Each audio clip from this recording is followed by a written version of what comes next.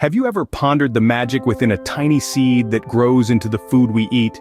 This minuscule marvel, this seed holds the potential for life, for growth, for sustenance. It's the starting point of every garden, the genesis of every harvest. Seeds are more than just the promise of a plant, they are powerhouses of potential carrying within them the blueprint for the very food that sustains us. When it comes to home gardening, there's a world of seeds to explore. Imagine a seed as small as a speck of dust or as large as a marble, each with its unique characteristics, each with its own story to tell. Selecting the right kind of seed is like choosing the right ingredients for a recipe. The quality of the seed determines the quality of the harvest.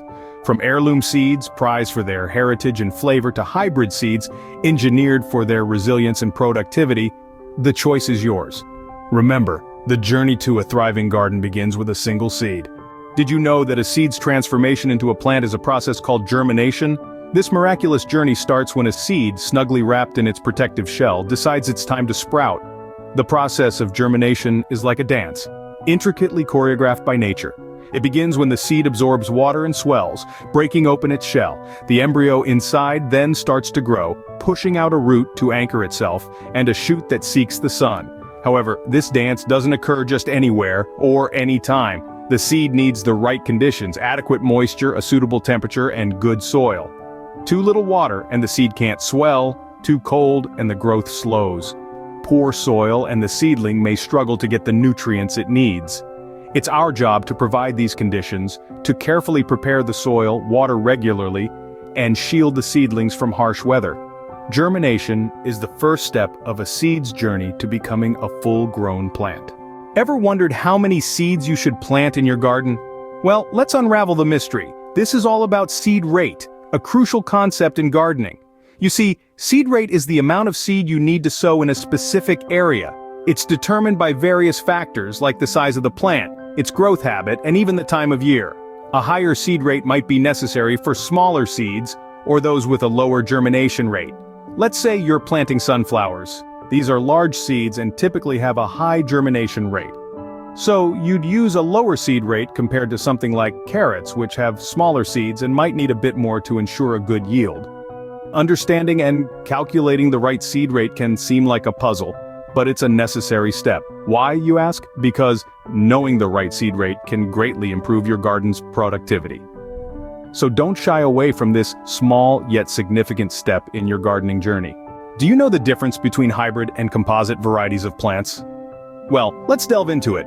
Hybrids are the result of crossbreeding between two different parent plants, each with their own set of desirable traits. They're often more vigorous, productive, and disease-resistant than their parents, making them a popular choice for gardeners in search of high yields and robust plants. On the other hand, composite varieties, also known as open pollinated varieties, are plants that have been bred for consistency over time. They're cherished for their ability to retain their unique characteristics generation after generation. While they may not be as high-yielding or disease-resistant as hybrids, they offer a diversity of traits that can be lost in hybridization. So, whether you choose a hybrid for its vigor and productivity, or a composite variety for its consistency and diversity, it all boils down to your gardening goals. Choosing between hybrids and composite varieties depends on your gardening goals. Did you know that some plants can pull nitrogen from the air and fix it in the soil? This incredible process is called nitrogen fixation, and it's part of the magic that makes our gardens grow. Here's how it works. Certain plants, like legumes, have a special relationship with bacteria in the soil. These bacteria, called rhizobium, colonize the plant's root system and form nodules. Inside these nodules, the bacteria convert atmospheric nitrogen into a form the plant can use for growth. This is where inoculation comes in. Inoculation is the process of adding beneficial bacteria to the soil to promote nitrogen fixation. It's like giving your soil a probiotic boost, enhancing its health and fertility. This not only benefits the nitrogen-fixing plants, but all the plants in your garden. The more nitrogen, the more vigorous the plant growth. Inoculation and nitrogen fixation are essential for maintaining a fertile, productive garden. Ever heard of seed dressing or vernalization? Let's delve into these fascinating processes that can significantly enhance your gardening experience. Seed treatment, often referred to as seed dressing, is a method of applying protective substances to the seed. It's like a shield, warding off soil-borne diseases and giving seeds a healthy start. This process also promotes early plant growth, ensuring a strong, robust plant right from the get-go. So, how do we do it? Well, it's quite simple. Specially formulated seed dressings are available in the market. These are usually powders or liquids that you mix with your seeds before planting. They coat the seed, providing a barrier against fungi and pests. Remember, each seed is a potential plant, and we want to give each one the best possible chance to thrive. Now let's switch gears and talk about vernalization. This is a process that some plants require to flower and fruit. It's a fancy term for a cold treatment, the simulated winter if you will, that certain seeds need to break dormancy and germinate. The process of vernalization can be achieved at home. It involves placing seeds in a bag with moist sand or peat moss, then storing them in a refrigerator for a specific period of time. This period can range from a few weeks to several months, depending on the type of plant. For instance, some fruit trees and flowering plants need this cold treatment to bloom. Without it, they might grow, but they won't flower or fruit.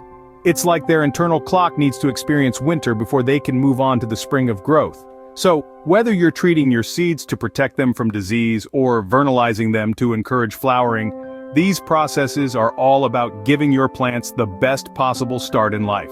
Remember, gardening is not just a hobby, it's a science. Every step is crucial. Seed treatment and vernalization are vital steps for growing certain types of plants successfully. So why is growing your own food important? It's more than just understanding the seed to harvest process. It's about reaping the health benefits of fresh produce, reducing your carbon footprint, and experiencing the joy of savoring what you've nurtured from a tiny seed to a full-grown plant. From germination to vernalization, every step is a testament to life's resilience and beauty.